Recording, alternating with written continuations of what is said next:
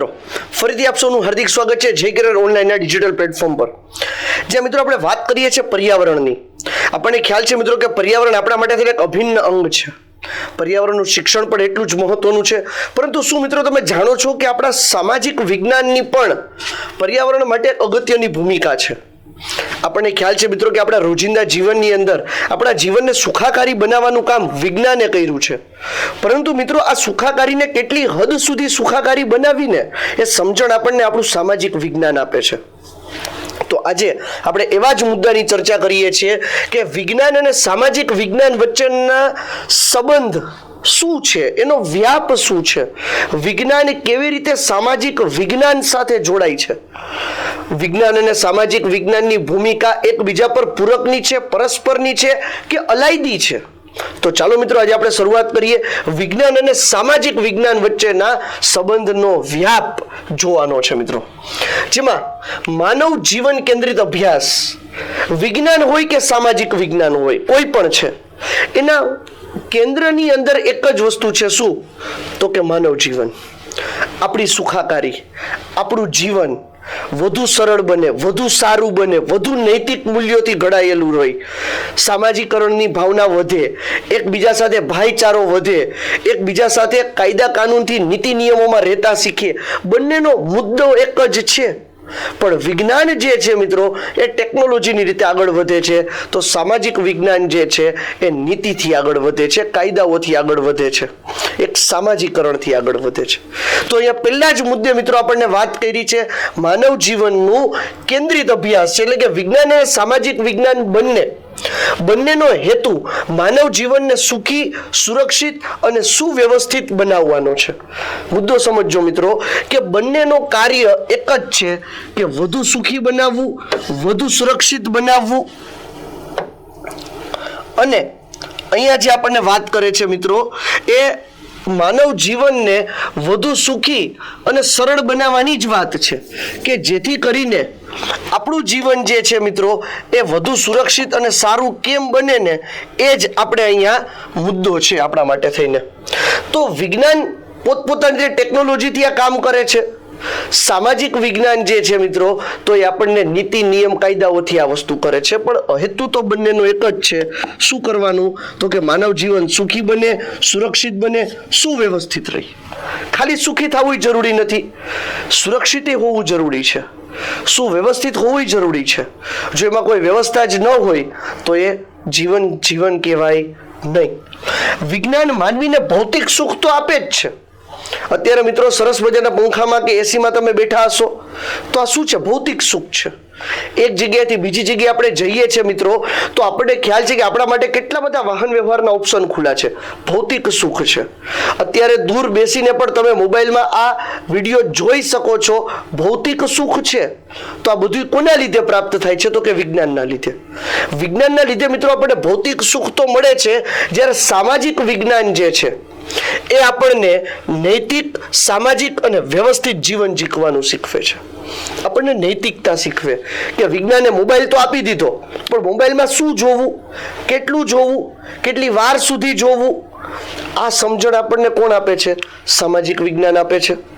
સાથે સાથે મિત્રો આપણને સામાજિક રીતે પણ જીવતા શીખવાડે છે. વિજ્ઞાન જે છે મિત્રો એને આપણને ભૌતિક સુખ આપ્યું છે, તો સામાજિક બાબતો જે છે એ આપણને સામાજિક વિજ્ઞાન શીખવાડે છે. સાથે સાથે આપણા જીવનને વ્યવસ્થિત બનાવવાનું પણ જ્ઞાન આપણને કોણ આપે છે? તો કે સામાજિક વિજ્ઞાન. સામાજિક વિજ્ઞાન મિત્રો આપણને સમાજ સાથે જોડે છે. વસુધૈવ કુટુંબકમ એટલે કે આખો વિશ્વ આપણો પરિવાર છે. આ ભાવના જે છે ને મિત્રો એ સામાજિક વિજ્ઞાનનું મૂળ છે કે સામાજિકરણ થાય, લોકો એકબીજા સાથે જોડાય. બીજું મિત્રો પરસ્પર શું આધારિતતા છે? વિજ્ઞાન અને સામાજિક વિજ્ઞાન એકબીજા ઉપર પરસ્પર શું આધાર રાખે છે? તો વિજ્ઞાનના સાધનો અને શોધો જેમ કે ઇન્ટરનેટ, વાહન વ્યવહાર, આરોગ્યલક્ષી બાબતો એ સામાજિક જીવનમાં સુધારો લાવે છે. આપણી પાસે મિત્રો વિજ્ઞાનની કેટલી એવી ટેકનોલોજીઓ આજે વિકસાવી લીધી છે. અહીંયા તો આપણે ખાલી 2-4 ઉદાહરણ વાત કર્યા છે. ઇન્ટરનેટ કે જેના લાભે તમે આ વિડીયો જોઈ શકો છો, વાહન વ્યવહાર કે જેના લીધે આપણે એક જગ્યાએથી બીજી જગ્યાએ અમુક ક્ષણમાં પહોંચી જઈએ છીએ, આરોગ્ય ટેકનોલોજી કે જેનાથી મૃત્યુ દર ધીરે ધીરે નીચો આવતો ગયો છે. એક સમય એવો હતો મિત્રો કે જ્યાં સામાન્ય મિત્રો ટીબી અને શીતળા જેવી વસ્તુઓ જે છે એ લોકોના મૃત્યુ ભરખી જતા હતા, પણ આજે એવું થતું નથી. કે ટેકનોલોજી આવી ગઈ છે એટલે વિજ્ઞાનની જે મિત્રો સાધનો અને શોધો જે છે મિત્રો એ સામાજિક જીવનમાં 100% સુધારો લઈ આવે છે. તો સામાજિક વિજ્ઞાનના સિદ્ધાંતો જે છે એ વિજ્ઞાનના યોગ્ય ઉપયોગ માટે માર્ગદર્શન આપે છે. સાથે સાથે મિત્રો જેમ કે કાયદા, નીતિ અને નૈતિકતા, એટલે કે મિત્રો એઆઈ આવ્યું, આર્ટિફિશિયલ ઇન્ટેલિજન્સ આવ્યું, ખબર છે કે વિજ્ઞાનની દીધેલી દેન છે. પણ મિત્રો જો આ એઆઈ નો દુરુપયોગ થાય તો એનું શું કરવું એ આપણને સામાજિક વિજ્ઞાન શીખવે. એઆઈ જે છે મિત્રો એ ટેકનોલોજી વિજ્ઞાને આપી, પણ કેટલી હદ સુધી એનો ઉપયોગ કરવો, શું ઉપયોગ કરવો, શેના માટે ઉપયોગ કરવો, આ બાબતો જે છે મિત્રો એ આપણને સામાજિક વિજ્ઞાન શીખવાડે છે. વિજ્ઞાને મિત્રો આપણને સરસ મજાની વાહન વ્યવહાર તો આપી દીધા, પરંતુ આ જ વાહન વ્યવહારમાં આપણે કોઈકની સાથે અકસ્માત કરી દઈએ છીએ તો એ પછી શું થાય ને એ સામાજિક વિજ્ઞાન શીખવે. તો કે નીતિ, કાયદાઓ, આ બધી વસ્તુ એની અંદર સમાયેલી છે. આપણને નૈતિકતા સૂચવે છે કે દારૂ પીને ગાડી ન ચલાવવી જોઈએ, તો એ સામાજિક વિજ્ઞાનની દીધેલી દેન છે. એટલે કે મિત્રો કોઈ નવી ટેકનોલોજીનું ડેવલપમેન્ટ થાય છે તો એ નવી ટેકનોલોજીનો ઉપયોગ કેમ કરવો, ટેકનોલોજી કેમ વિકસાવી, એ વિજ્ઞાનના હાથમાં છે મિત્રો. પરંતુ એની સાથે જોડાયેલા કાયદાઓ, નીતિઓ અને નૈતિકતા અંગેનું માર્ગદર્શન જે છે એ આપણને સામાજિક વિજ્ઞાન પૂરું પાડતું હોય છે. એટલે કે આ બંને, એટલે કે વિજ્ઞાન અને સામાજિક વિજ્ઞાન મિત્રો એ બંને પરસ્પર પૂરક અને એકબીજા ઉપર આધારિત છે. આપણને ખ્યાલ છે મિત્રો કે ભારત જે છે એ એવો દેશ બને છે કે જ્યાં પોતે એઆઈ રિલેટેડ કાયદાઓ અમલમાં આપી દીધા છે. એટલે કે આર્ટિફિશિયલ ઇન્ટેલિજન્સ રિલેટેડ કાયદાઓ કે આર્ટિફિશિયલ ઇન્ટેલિજન્સનો ઉપયોગ કેટલો રહેશે, ક્યાં સુધી રહેશે, આ બધી બાબતો જે છે મિત્રો એ આપણને શીખવાડે છે. ને કાયદાઓ મુક્તો દેશ ભારત એ વિશ્વની અંદર હવે પોતાનું નામ કરે છે કે જ્યાં ભારતમાં પણ આર્ટિફિશિયલ ઇન્ટેલિજન્સના ઉપયોગને આધારે કાયદાઓ બનશે. તો આ કાયદાઓ બનાવવા એ સામાજિક વિજ્ઞાનના હાથમાં છે. નવી ટેકનોલોજી વિકસાવવી એ વિજ્ઞાનના હાથમાં છે. તો આમ વિજ્ઞાન નવી ટેકનોલોજી બનાવી માનવ જીવનને સુધારે છે, પણ એના ઉપયોગ માટેનું અને એના માટેનું યોગ્ય માર્ગદર્શન છે, નીતિ નિયમો છે, એની નૈતિકતાના મૂલ્યો છે, એ બધું આપણને સામાજિક વિજ્ઞાન પાસેથી જ ખબર પડે છે. જ્ઞાન અને વિચારશૈલીનો સંબંધ. અહીંયા મિત્રો વિજ્ઞાન અને સામાજિક વિજ્ઞાન વચ્ચેના જ્ઞાન અને વિચારશૈલીના સંબંધની વાત કરે તો વિજ્ઞાન એ તાર્કિક વિચારધારા છે, એટલે કે લોજિકલ વસ્તુ છે. ગમે એ વિચારી લઈએ એમ ન હાલે. એટલે વિજ્ઞાન જે છે મિત્રો એ લોજિકલ વસ્તુ છે, એટલે કે તાર્કિક બાબતો પર આધાર રાખે છે. વિજ્ઞાન એ તાર્કિક વિચારધારા પર આધારિત હોય છે, જ્યારે સામાજિક વિજ્ઞાન છે એ શેના ઉપર આધાર રાખે તો કે માનવીય વર્તન ઉપર, સમાજની રચના ઉપર, ના નૈતિક મૂલ્યો ઉપર આધાર રાખે છે. જેમ વિજ્ઞાનની અંદર કોઈ પણ વસ્તુ વાત કરીએ તો આપણે કંઈક લોજિકલ તો વાત કર, હું લોજિક વગરની વાત કરે. જેમ કે આપણે એવું વિચારીએ કે આપણે આકાશનું ઢાંકણું બનાવી દઈએ, આખું આકાશ ઢકાઈ જાય એવું ઢાંકણું બનાવી દઈએ, સમુદ્ર ઢકાઈ જાય એવું ઢાંકણું બનાવી દઈએ, તો આપણે શું કહીએ કે ભાઈ લોજિકલ વાત કર, લોજિક વગરની શું વાત કરે છે. તો આનો મતલબ એવો છે કે વિજ્ઞાન જે છે ને મિત્રો એ તાર્કિક બાબતો પર આધાર રાખે છે કે શું વાસ્તવિક રીતે પ્રેક્ટિકલી આ વસ્તુ શક્ય છે ખરા, જો હા તો એમાં આગળ વધો, ના તો ત્યાં મુદ્દાને પૂરો કરો. પરંતુ સામાજિક વિજ્ઞાનમાં આવું નથી થતું. સામાજિક વિજ્ઞાન જે છે મિત્રો એ માનવીય વર્તનનું મૂલ્યાંકન કરે, સાથે સાથે સમાજની રચનાનું મૂલ્યાંકન થાય અને પછી નૈતિક મૂલ્યો પર આધાર રાખે. એટલે કે કયું સમાજ કેવું છે મિત્રો એનો આધાર તેના માનવીય વર્તનો ઉપર છે, સાથે સાથે સમાજની રચના કેવી છે એના ઉપર આધાર રાખે છે. મિત્રો રામ રાજ્ય શું કરવા કહેવાતું, કારણ કે મિત્રો ત્યાં માનવીય વર્તન એવા હતા, સમાજની રચના એવી હતી, નૈતિક મૂલ્યો એવા હતા, એટલા માટે તો આપણે રામ રાજ્યની વાત કરીએ છીએ. તો એ સામાજિકરણનું સર્વશ્રેષ્ઠ ઉદાહરણો કહી શકાય. પહેલાના સમયની અંદર આપણે કહેતા કે આ રાજા જે છે એના રાજની અંદર રામ રાજ્ય હતું, એ રજવાડું ખૂબ સુખી સમૃદ્ધ હતું. તો મિત્રો એમને સુખી સમૃદ્ધ ન થવાય એના માટે થઈને તમારા સામાજિક મૂલ્યો મહત્વના છે, સામાજિક વિચારધારાઓ મહત્વની છે, જે માનવીય વર્તન ઉપર આધાર રાખે છે, સમાજની રચના ઉપર આધાર રાખે, ત્યાં વસતા સમાજમાં વસતા નૈતિક મૂલ્યો ઉપર આધાર રાખે કે લોકોના નૈતિક મૂલ્યો કેવા છે. આતંકવાદીઓથી ભરેલું એક સમાજ છે, તો એ સમાજ પાસે શું તમે નૈતિક મૂલ્યોની આશા રાખો, ત્યાં શું માનવીય વર્તનની આશા હોય મિત્રો? તો આ સામાજિક વિચારધારા જે છે મિત્રો, એ માનવીય વર્તન, સમાજની રચના અને નૈતિક મૂલ્યો પર આધાર રાખતી હોય છે. જ્યારે વિજ્ઞાન જે છે મિત્રો, એ એક જ બાબત પર આધાર રાખે છે, તાર્કિક બાબત, લોજિકલ. એટલે બંને વિષયો જે છે મિત્રો, એની પોતાની એક વિચાર શક્તિ છે, પોતાનું એક વિશ્લેષણ છે, અને સાથે સાથે પોતાનું એક નિષ્કર્ષ કાઢવાની ક્ષમતા પણ છે. વિજ્ઞાન જે છે મિત્રો, એ સામાજિક વિજ્ઞાનની દ્રષ્ટિએ પોતાની વિચારધારા અને જ્ઞાનને આધારે બંને એકબીજાથી અલગ પડે છે, પણ પોતપોતાનું એક મૂલ્ય છે. એટલે વિચાર અને જ્ઞાનની દ્રષ્ટિએ બંને પોતપોતાની એક અલગ અસ્તિત્વ ધરાવે છે મિત્રો, બંને એકબીજા સાથે એમાં સંબંધ ધરાવતા નથી. ત્યાર પછી સંશોધન અને અવલોકન. તો મિત્રો આપણને ખબર છે કે વિજ્ઞાન એ બાબત ઉપર જ આધાર રાખે. શું? તો કે સંશોધન કરવું, અવલોકન કરવું, સંશોધન કરવું, અવલોકન કરવું, નવા નવા પ્રયોગો કરવા. પ્રયોગો કર્યા પછી પણ વિજ્ઞાનની અંદર એવું કહેવાય છે કે કોઈ પરિણામ ન મળવું ને એ પણ એક પરિણામ છે, કે આ પ્રયોગ આમ ન થાય. તો મિત્રો અહીંયા આપણે એવું કહીએ, સર થોમસ આલ્વા એડિસન 999 પ્રયોગો નિષ્ફળ થયા પછી એને જ્યારે ખબર પડી કે આ રીતે બલ્બ બને, ત્યારે એને પૂછ્યું કે તમે આટલા બધા નિષ્ફળ પ્રયોગો કર્યા હતા, તો કે કોણે કીધું નિષ્ફળ કર્યા હતા? એ સફળ પ્રયોગો જ હતા. મને એ ખબર પડતી હતી કે આમ કરવાથી બલ્બ ન બને. તો મિત્રો આ વિચારધારાનો ફર છે, અને આ વિચારધારા સમાજમાંથી આવે, સામાજિક વિજ્ઞાનમાંથી આવે. તો અહીંયા વિજ્ઞાનમાં જેમ અવલોકન, પ્રયોગ થાય, પુરાવા મહત્વના છે. વિજ્ઞાનની અંદર પુરાવા સિવાય વાત જ ન હોય. પ્રયોગ કર્યો છે, અવલોકન કર્યો છે, પુરાવાઓ આપો કે આ બોલપેન અહીંયાથી છૂટી મૂકું તો એ નીચે જ પડે. કેમ? ગુરુત્વાકર્ષણ બળ. પુરાવા મળ્યા મિત્રો. અવલોકનો કર્યા કે પૃથ્વી તરફ કોઈ એક પ્રબળ પોતાનું આકર્ષણ બળ છે કે જે કોઈ પણ વસ્તુને પોતાની તરફ ખેંચે છે. કેમ? સામાજિક વિજ્ઞાનમાં પણ શું મહત્વનું છે મિત્રો? તો સામાજિક વિજ્ઞાનમાં મિત્રો સર્વે મહત્વનો છે. સર્વે થાય, સાથે સાથે રૂબરૂ વાતચીત થાય, ઇન્ટરવ્યુ થાય, સાથે સાથે મિત્રો ડેટા એનાલિસિસ, એટલે કે આપણી પાસે જે માહિતીઓ છે એ માહિતીનું વિશ્લેષણ થાય.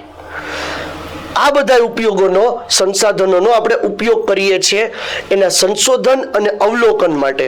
એટલે વિજ્ઞાનની અંદર મિત્રો આપણે કોઈ સંશોધન કરવું છે તો સંશોધનની અંદર અવલોકન કરીએ, પ્રયોગો કરીએ, એના પુરાવાઓ એકઠા કરીએ. જ્યારે સામાજિક વિજ્ઞાનની અંદર મિત્રો શું કરીએ છીએ તો કે આપણે સર્વે કરીએ છીએ, રૂબરૂ વાતચીત કરીએ છીએ, અને જે માહિતીઓ મળે છે એનું વિશ્લેષણ કરીએ છીએ, જેના આધારે આપણને ખ્યાલ આવે છે મિત્રો કે સામાજિક વિજ્ઞાનની અંદર શું દ્રષ્ટિકોણ રાખવો જોઈએ, કેવી બાબતોની ચર્ચા કરવી જોઈએ. મિત્રો આજે મોટા મોટા રાજનેતાઓ છે એ જ્યારે પોતાનું ભાષણ કરતા હોય છે ને ત્યારે મોટી મોટી તાળીઓ વગડે છે, એની પાછળનું કારણ શું છે? આ જ કારણ છે સર્વે અને એનાલિસિસ. સર્વે, ડેટા એનાલિસિસ, સર્વે, ડેટા એનાલિસિસ.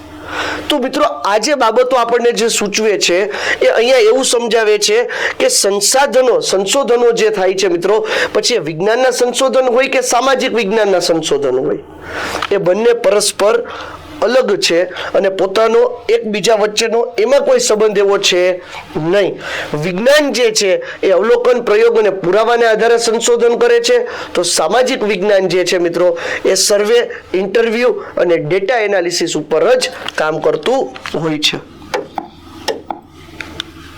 ત્યાર પછી સમાજ વિકાસમાં યોગદાન. આ સમાજના વિકાસની અંદર વિજ્ઞાન અને સામાજિક વિજ્ઞાન શું પોતે ભાગ ભજવે છે?